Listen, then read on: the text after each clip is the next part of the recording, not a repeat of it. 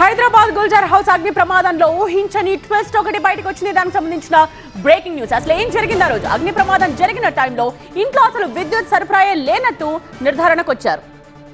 Inverter ద్వారా secondary power supply మాత్రమే ఉన్నట్టుగా గుర్తించారు. ఇన్వర్టర్ లో జరిగిన షార్ట్ సర్క్యూట్ తోనే మంటలు చెలరేగినట్టుగా తెలిచారు అగ్నిమాపక శాఖ అధికారులు. ప్రాథమిక దర్యాప్తు తరువాత ఈ నిర్ధారణకు వచ్చారు Nagpur Hyderabad fire forensic engineers.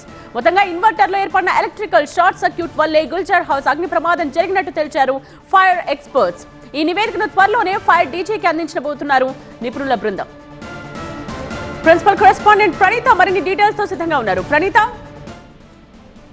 Gulzar house అగ్ని ప్రమాదానికి సంబంధించి అటు హైదరాబాద్ తో పాటు నాగ్పూర్ నుండి వచ్చినటువంటి ఫైర్ ఫోరెన్సిక్ అధికారులు నిర్ధారణ చేశారు. అయితే ఇన్సిడెంట్ అయినటువంటి టైంలో ప్రైమరీ పవర్ కనెక్షన్ ఏదైతే ఉందో దాన్ని ప్రతిరోజు కూడా వాళ్ళు ఆఫ్ చేస్తూ కేవలం సెకండరీ పవర్ సప్లై అంటే ఇన్వర్టర్ ద్వారా వచ్చేటువంటి విద్యుత్ ని మాత్రమే వీళ్ళు వినియోగిస్తూ వచ్చారు. అయితే ఆ ఇన్వర్టర్ లో స్పార్కిల్ రావడంతోనే ఇంత భారీ ఎత్తున ప్రమాదం జరిగినట్టుగా కూడా ఫైర్ ఫోరెన్సిక్ ఎక్స్పర్ట్స్ నిర్ధారించారు. సో అక్కడ ఇన్వర్టర్ లో ఫైర్ వచ్చిన తర్వాత మొత్తం ఆ స్పార్కిల్ అంతా కూడా అక్కడ ఉన్నటువంటి వుడెన్ మెటీరియల్ కి అంటుకోవడంతో మంటలు అంతా కూడా ఫ్లోర్ వరకు వ్యాపించాయి. ఆ తర్వాత ఎప్పుడైతే మంటలు వచ్చాయో సో వాటిని ఆర్పేటువంటి ప్రయత్నాన్ని కొద్ది వరకు అక్కడ ఉన్నటువంటి కుటుంబ సభ్యులే చేశారు. కానీ ఎంతసేపటికి మంటలు అదుపులోకి రాకపోవడంతో అక్కడ కిందికి వచ్చేటువంటి మార్గం కూడా లేకపోవడంతో వాళ్ళు లోపలికి వెళ్లి తలుపులేసుకున్నారు. సో ఈ క్రమంలో ఆ మంటల ద్వారా వచ్చినటువంటి పొగను వీళ్ళు ఎక్కువ శాతం పీల్చినటువంటి కారణంగానే మృతి చెందినట్టు